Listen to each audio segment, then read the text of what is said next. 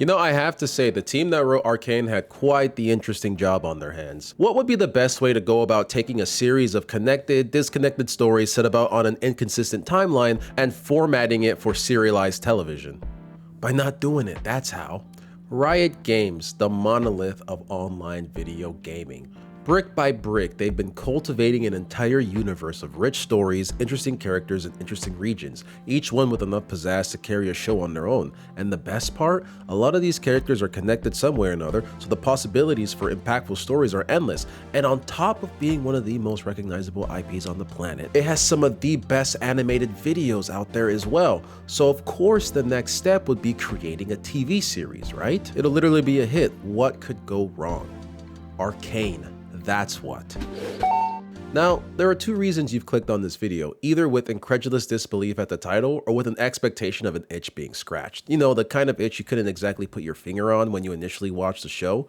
I could scratch it, probably not, but if you give me some time for setup, maybe. When Arcane first came out a whopping 3 years ago, my friends went insane for this show. The art style, revolutionary. Character development, peak. Debatable. And the fights, dude. Arcane did something that a lot of similar projects weren't able to do before at that high a level. It broke through the animation barrier. Now, what does that mean? Some of you already know what I'm referring to, but to the uninitiated, let me explain. Cartoons are for kids. If you enjoy animated works past a certain age, you're either immature or there's something wrong with you developmentally. Now, while you and I, viewer, may not believe this, there's a large section of adults that have this belief as a core value. Animated equals cartoon, cartoon equals kids. Well, I'm not a kid, ergo I don't like cartoons. And without even flexing, I could demolish this argument, but that's not what this is about. Now, I knew this show was something special when my buddies told me they had convinced their parents, we're talking late to mid 50s, to watch Arcane, and they absolutely fell in love with it. They hopped right on the hype wagon, and for good reason. The show is stunning, truly a culmination of years worth of brilliant minds and passionate artists alike, a triumph for the medium of animation. This will quite literally appear as a case study for art direction sometime in the future. I'm sure you can already find plenty of videos on YouTube breaking everything down, so it's only a matter of time before it finds itself in a more professional setting. The animation studio Fortiche, whom Riot has been working with for years, really put their all into this project. This series convinced swaths of otherwise disinterested viewers to pick it up and watch all the way till completion. A new standard was set for adult animation without substituting adult with juvenile. The show was great, but it wasn't my cup of tea, and I'm envious of my friends for enjoying it so much because I can't relate. Now, this isn't me pretending as if, oh, to be a genius amongst a flock of sheep. The number of times I got shit on by my friends for trying to be different or having an ego about not wanting to watch the show, well, I watched it and I still don't care for it. And also, I'm glad it didn't win Best Adaptation at the Video Game Awards. What are you doing here? Now don't get me wrong, I thought the show was great. I watched the whole thing in about 2 days, so it's still fresh in my mind. By the time this video is released and I had finished writing the script, it had been maybe 4 or 5 days, still fresh. After watching, I sat down with my buddies and talked about our favorite parts, theory crafting, tiny details that were missed. Looking back, I wish I had watched the show with a group because there were definitely moments that would have been super hype in a watch party. But with that aside, Arcane is not something that I would willingly commit time to watching again. And depending on how this series affects League moving forward, I personally think I have good reason. I'm here to talk about how this show sucks, but not because it sucks, but because it isn't League of Legends, and that's what sucks. So, how do you adapt lore? It's not always as easy as lifting exactly what you see on the page and porting it over to film or animation. There's always going to be tweaks done to a story so that it can fit within the confines of more traditional storytelling, at least through a visual medium. Even juggernauts like Harry Potter needed a bit of refinement before they hit the big screens. I think in porting, there's always an issue regarding character portrayal, one that's faithful to how fans of an IP believe they should be presented based on past interactions. And what bothered me the most was that a lot of these characters, while compelling and lifelike, and you could really see this person existing as a, in the real world, none of them were who I expected. And for some, the only true similarities with their in-game counterparts were in namesake alone. I mean, don't get me wrong, interesting characters, really. Not the ones I wanted to see, not the ones we should have been introduced to in a way of an origin story. Mainly because there's already a ton of media conflicting the series, sort of. The world of Runeterra is one filled with whimsy as well as grief. It takes itself seriously but accepts its more goofy nature. They definitely chose a rather quirky band of characters to be their first real look into the world, but I don't believe they delivered something true to the spirit of League of Legends, and that's what bums me out.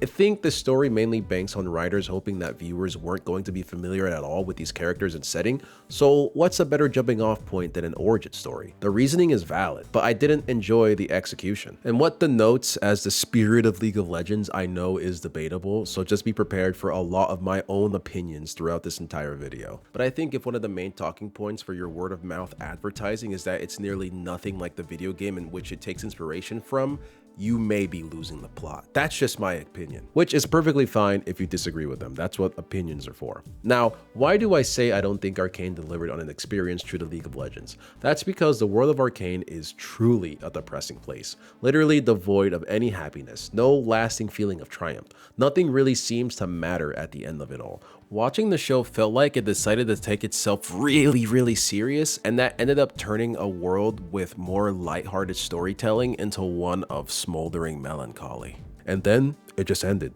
I kid you not, one of my friends stopped watching Arcane because, and this is 100% real, it made him too sad. And I don't disagree. Sure, you can call him weak for not being able to handle gripping storytelling and a more nuanced look into the world of Runeterra, but bro, the show could have just not been so fucking depressing. There were moments in Arcane where I'm sitting there watching a character scream full force into the sky for the umpteenth time and I'm thinking, let's reel back the drama. This is starting to feel like Oscar bait, honestly. The entire show felt like that one episode of Teen Titans when they were getting serious and the whole thing devolved into melodrama slop. But the visuals were really nice, don't get me wrong. I get it. People like this stuff. It's compelling. There were definitely scenes that were trying to evoke an emotion that I fell for hook, line, and sinker.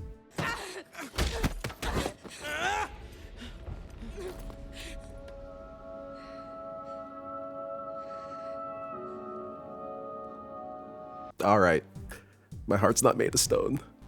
The Snow Bunny mind control is real. He's not even a real doctor.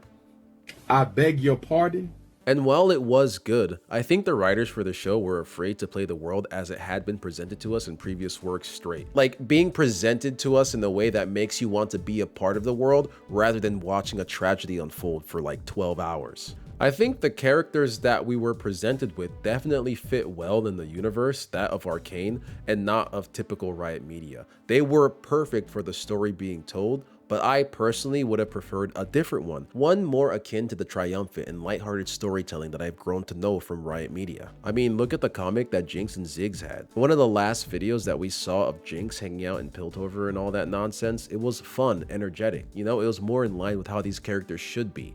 And what we got in Arcane was, Remember earlier in the video when I said that I feel like some of the characters in Arcane's only relation to their in-game counterparts were in name alone?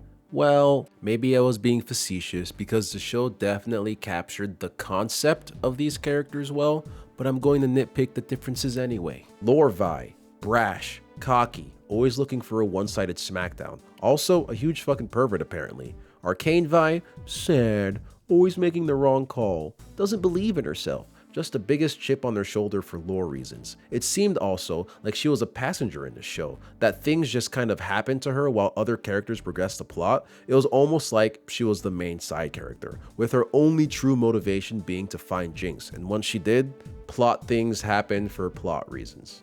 Caitlyn, pretty much the same, strong sense for right and wrong, a good detective, a crack shot, and somehow all the problems came rolling into her life as soon as she let a woman in. What do the writers mean by that? And this is just a little tangent, but women seem to be the cause of all the problems in this show. Vander and all their little buddies getting killed, Vi and Jinx's fault. Vander becoming Warwick, Singed did it. But that was because he was trying to save his daughter.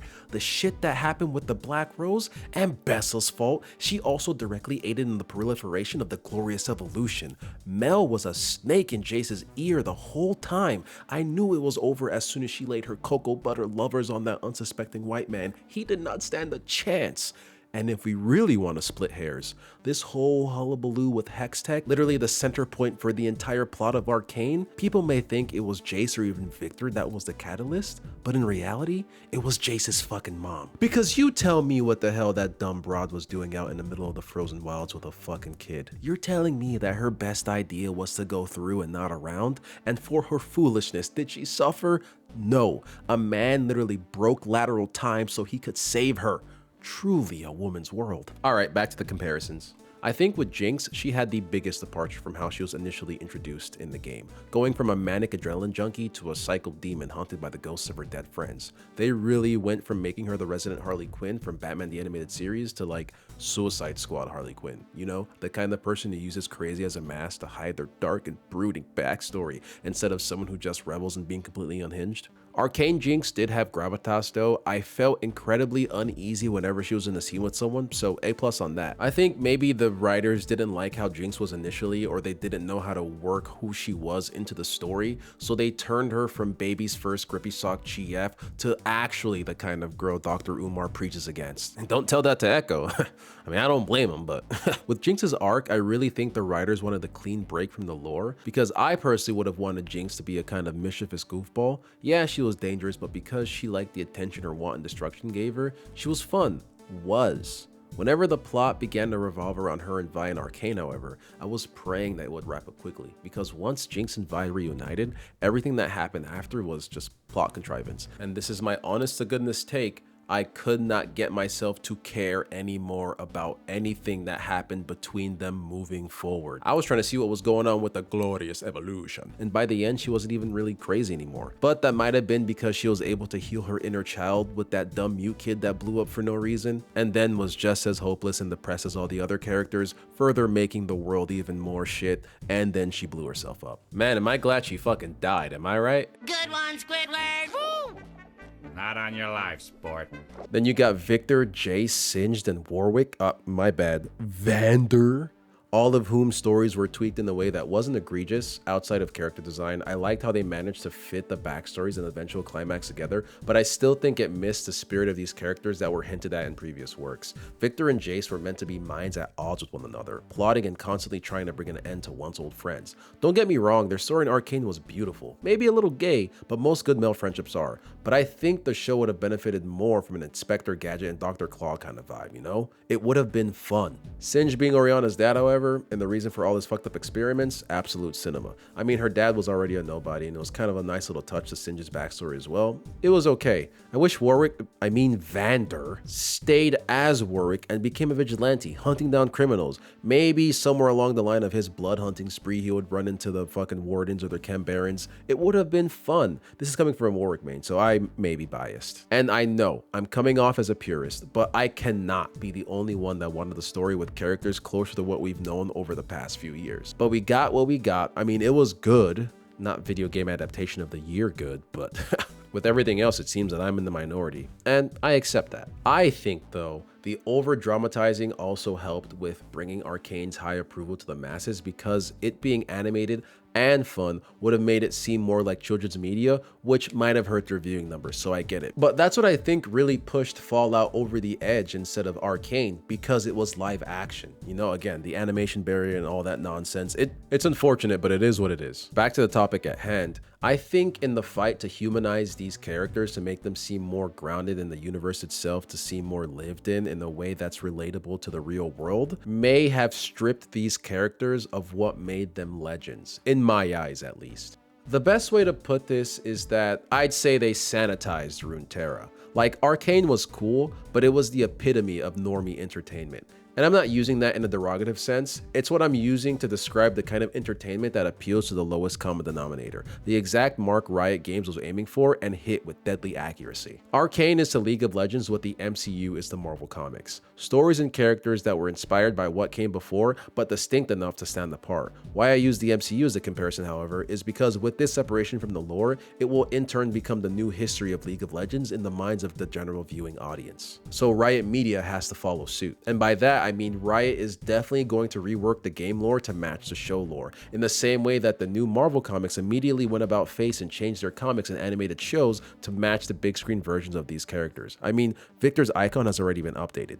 brand recognition they call it, as to not confuse the average viewers. The death of a dream is what I call it. And right, I could be nitpicking, but I say that because the problem that this presents is, when do these characters become these characters? If we're going based on the timeline set up by Arcane, when does Vi become the poster child for police brutality? When does Jinx go from the Reddit atheist to the hot topic goth mommy?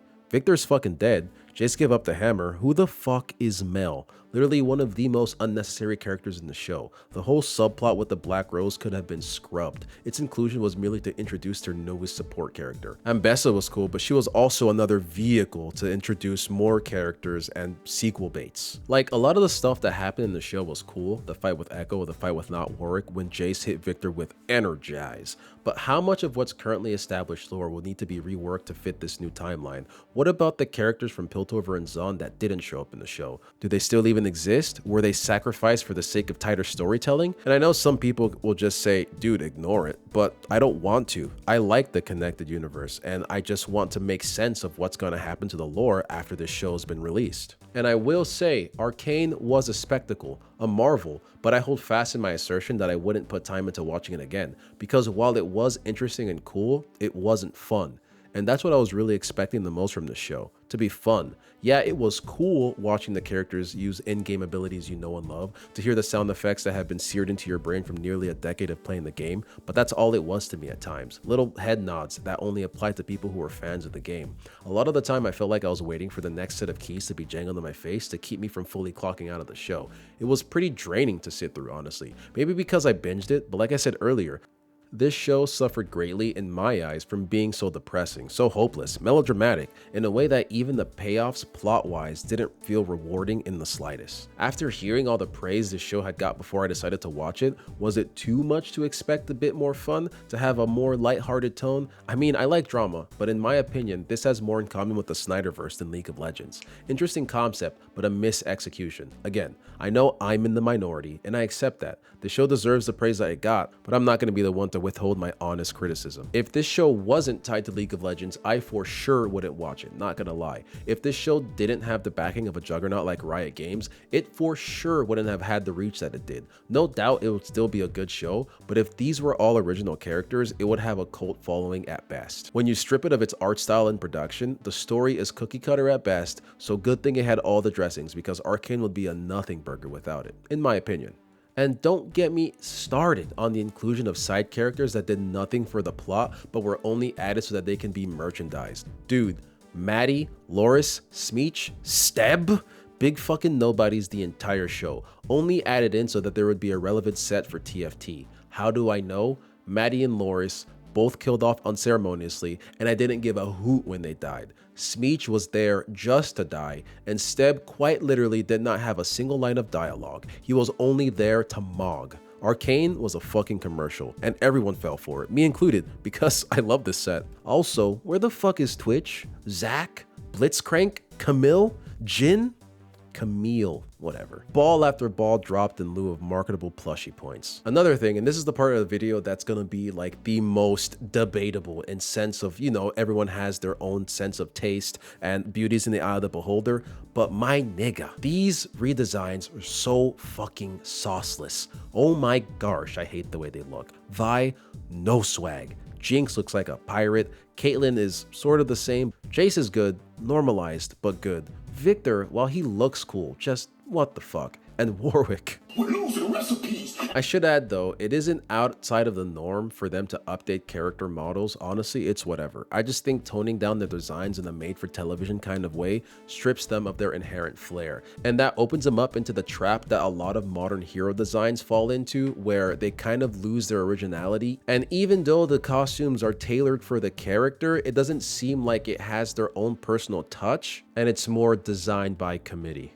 I feel like I'm over-explaining this, but the best example visually that I can think of is how in the MCU, a lot of the costumes have these hexagonal shapes and lines that seem unnecessary, and when stood side by side, they look kind of samey. And back to the point, even though I believe an origin story wasn't the right call, I can understand the want for doing it for a project this large that might span into something even larger further down the line. But I pose this: did these characters really need a show fleshing out their backstories? On On the lore pages for a lot of these champions, it's left ambiguous, so I guess it helps getting one, but Arcane fell victim, in my opinion, to spending runtime creating the character instead of giving us more time to live alongside them, to experience the story itself with characters already established in the world, allowing us, the viewer, to piece together things via visual clues or bits of dialogue. Similar to how it felt watching Blade Runner for the first time, we were given a prompt and then plopped right into the story. But the writers for Arcane decided not to do that, and the story near the end felt rushed, like how some people remarked when season 2 came out.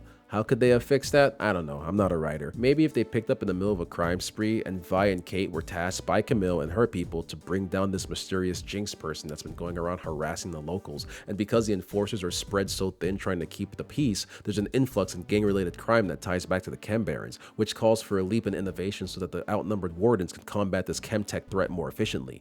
Boom, Hextech. But this time it's already established, but now it has use outside of manual labor. Jace is already established in the leading inventor and agrees to help the enforcers if they also agree to aid him in tracking down Victor so they can finally stop his glorious evolution. And the story can go from there. Also, Vi and Jinx can still be sisters, and Vi is hiding the fact that Jinx is her sister and at times impedes the investigation in bringing her down. And that could cause the drama between her and Kate, and it could still sort of go the same way. You get what I'm saying, right? This is, it's cooking.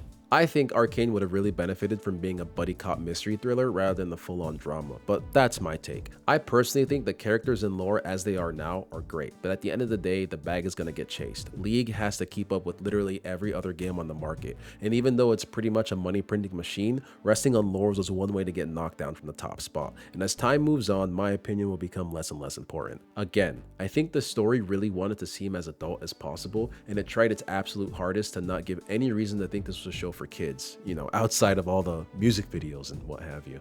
And back to the point of the origin stories, I think Arcane takes way too long to get into the swing of things and didn't really begin to pick up steam until like the last 3 episodes of season 1 for everything to then come to a screeching halt and picking up again in the last few episodes of season 2, which to me is an egregious amount of time to wait and watch for something to get good, especially if each episode is like 45 minutes long with 9 episodes a season. And I don't mind slow burning shows, I watched Steins Gate, but with all the hype the show was getting, I was expecting something different, which I've already said a bajillion times over in this video. Moving on. I know that this isn't the first time that League lore has been changed, and I know it won't be the last. Maybe this whole thing was put together for a more centralized and streamlined story because the team really wanted to work from a fresh slate moving forward. I can't blame them. I just think that this is the wrong direction, and an easy prey to losing the sight of the Runeterra we have come to love. But hey, as long as those skins keep flying off the shelves, am I right? And I didn't bring up Echo or Heimerdinger because the only gripe that I actually had was him falling for the Snow Bunny mind control, but I understand that it needed to happen so that he could get his Z drive, but I have no idea why he'd waste his ult on a 1 HP Victor. And even though the episode with Echo and Heimerdinger going to the alternate timeline humanized Jinx more, I'm still in the camp of having her being left to her own devices and being blown to smithereens without being saved. But I know they had to make the plot happen for plot reasons, and the best way to go about it was using the power of boners. And Heimerdinger, I think he should have been a bit more unhinged. I mean, him and Ziggs were partners at one point, but I think he was a good enough foil to Victor and Jace that the change in this character was pretty darn good, honestly. A lot of the lore was really condensed in a way that's reminiscent of superhero movies from the early 2000s, which gave me the feeling that it didn't really matter how the characters got their iconic gadgets and abilities, just so long as they could do the thing that made them iconic. Like, they forgot to give Victor a reason to have his third arm, and towards the end he just kind of had it, or in the final fight they didn't have a valid reason for why Echo didn't have his in-game melee weapon, so it just so happened to appear for him to equip, stuff like that. And you'll see that a lot in comic book movies, the older ones, in a sense that they're embarrassed of the source material and essentially create a story that better services their wants rather than the lore of the work that they're taking from, which was the reason why a lot of the older comic book movies that didn't embrace the lore did poorly. But let's not forget the comic book movies that embrace the lore too much doing poorly as well. Moral of the story, there needs to be balance, which I think the writers for Arcane were definitely going for, but I personally believe it was too far detached from what we've already been introduced to in League of Legends. But again, I'm the minority and I accept that. Also, there was not nearly enough catchphrases. Victor only said glorious evolution like once. Warwick didn't say any of his voice lines because he wasn't frickin' Warwick, and I don't think I heard Jace remark once of completing his transformations. Singe didn't even offer anyone a drink. Shit was whack, man. Can't wait for the Noxian story coming soon though. Alright, rant over. What'd you think? Did I scratch that itch or am I fucking retarded? Let me know. Peace.